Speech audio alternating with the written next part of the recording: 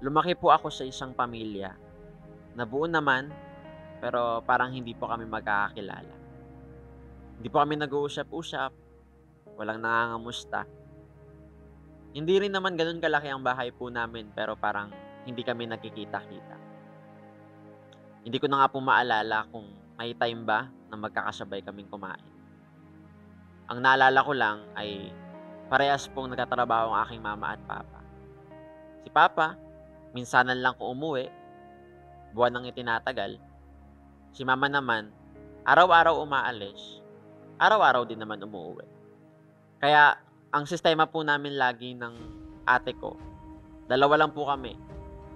Asikasuhin namin yung sarili namin. Tapos, iniiwanan lang kami lagi ng pera, pambaon sa school. Tapos, may service po kami na maghahatid sa amin sa school. Hanggang sa nalipat yung trabaho ni mama sa Cavite.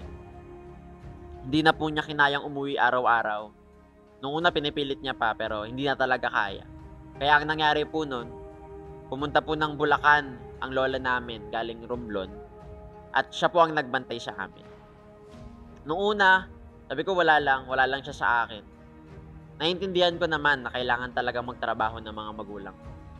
Pero habang tumatagal, hinanap ko yung atensyon at kalinga ng isang magulang. Lagi ako nalulungkot kapag recognition namin nung elementary.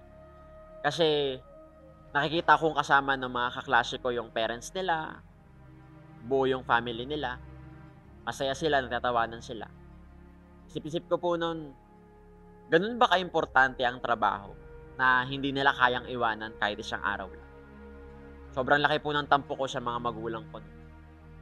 Nasimula na rin po akong sumbatan at kainggitan yung trabaho nila. Sabi ko pa noon, buti pa yung anak ng iba na aalagaan. Buti pa sa ibang tao may oras sila. Ayan lagi ang tumatakbo sa isip. Dumating pa yung time na kailangan ng umuwi ni Lola sa Romblon dahil namimiss niya na po yung buhay sa probinsya. Kaya ang nangyari po doon, dahil wala talagang mag-aalaga sa amin sa Bulacan, pinasunod po kami kay Lola sa Romblon. To cut the long story, tumira po kami sa Romblon ng 3 years nang hindi po kasama ang mga magulang po na. Pero dumating yung time na nakagraduate po ako nung elementary na top 3 sa buong batch namin. Pumunta po ng Romblon si mama and finally siya po ang sumama sa akin magmarcha at umakyat sa stage. A year after ko pong gumraduate ng elementary, kinuha na po ulit kami ni mama at bumalik na po kami ng Bulacan. Sobrang saya ko po nun, kaya ginol ko laging mag-top sa klase. Naging motivation ko na kapag ginalingan ko sa pag-aaral ko, kapag na-recognize ako, kapag may award ako, kapag aakyat ako na sasabitan ako ng medal, ay pupunta ang mga magulang ko para sila ang magsabit ng medal sa akin. Pero hindi pala laging ganon. May mga taon pa rin na wala na naman akong kasama. Minsan, hinahata ko na lang yung magulang ng iba para samahan ako pag-akyat ng stage. Nasamahan lang po ulit ako ni mama nung gumraduate po ulit ako nung high school. Top 6 overall sa batch naman namin. At doon niya na rin po sinabi na mag-iibang bansa na siya. I lost all the motivation na meron ako.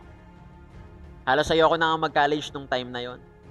Yung mga classmate ko, nag-exam na sa iba't ibang school, sa UP, sa PUP. Habang ako po isang school lang ang pinag-examan ko, last batch pa. Buti na lang nakapasa ako sa program na in-enrollan ko. First year college, nasa BSU Malolos ako. Accountancy ang course ko, dream course ko. Unfortunately, kahit sa dream course ko, hindi nila ako nasuportahan. Sobrang layo po ng San Jose del Monte sa Malolos. 1 to 2 hours ang biyahe ko. Wala pang traffic yon. Sige po, lilipat na lang ako sa mas malapit. Ginive up ko ang dream course ko. Lumipat po ako sa Sarmiento campus. BSU pa rin naman, pero mas malapit na sa amin. I feel like I lost my dream. And I feel like I lost my purpose. Hindi ko na alam saan papunta ang buhay ko. No sense of direction, no sense of purpose. Ito po sa time na ito, natuto akong bumarkada. Natuto akong uminom ng alak, natuto akong magbulakbol, natuto akong magsinungaling sa mga magulang ko. Wala akong ibang ginawa kundi mag-basketball at higit po sa lahat, napasok ako sa maling relasyon. dahil na rin ako po ay longing sa pagmamahal at atensyon po na hindi ko nakukuha sa mga magulang. Lahat na ata ng kalokohan, dito ko natutunan kasi hindi ko na alam ang gagawin ko sa buhay ko. Until such time na meron akong moment na nakita ko yung mga classmate ko na nagla-life group. Nung time na yon, actually hindi ko naman alam na life group pala ang tawag doon. Pero napansin ko sila kasi ang saya-saya nila. Naglalaro sila, nagtatawanan sila.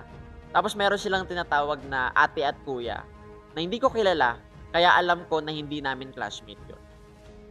Hindi pa ako sumama nung time na yon, pero sinisimulan na rin akong i-invite ng classmate ko na si Carlo or Migs kung tawagin na ngayon po ay nagpapastor sa Wayrac Bustos, Bulacan. Alam niyo po, ang kulit po ng tao na yan. Ilang beses akong kinukulit na sumama. Ang lagi ko lang sinasabi sa kanya, alam mo pre, wag mo na akong idamay dyan. Ikaw na lang. Pero Pastor Carlo, buti na lang nangulit ka. Kasi kung hindi, wala siguro ako dito ngayon. Napapayag lang po ako sumama ni Carlo nung nagkaroon po ng paliga ang Wayrac, Fairview and Bulacan pa noon. Wala ball is life. Hindi ako nakatanggi, pero para makapaglaro, kailangan munang umattend ng Sunday worship celebration at ng life group. Fast forward, natapos ang liga, 1 month din ang itinagal, at every Sunday lang po ang laro. Champion yung life group namin at ako ang MVP. But more than that, every Sunday nagpupunta ako ng hindi na lang basketball ang pinupunta ko. Excited na rin ako sa life group namin. Nagkaroon ng meaning ang buhay ko. Na-excite ako makinig sa kung ano ang i-share ng leader namin. Na-excite ako matuto at na-excite ako mapakinggan ng kwento ng mga kasama ko sa life group. Na-realize ko na may mga tao palang mas matindi pa ang problema kaysa sa akin, pero pinipili nilang magpatuloy sa buhay.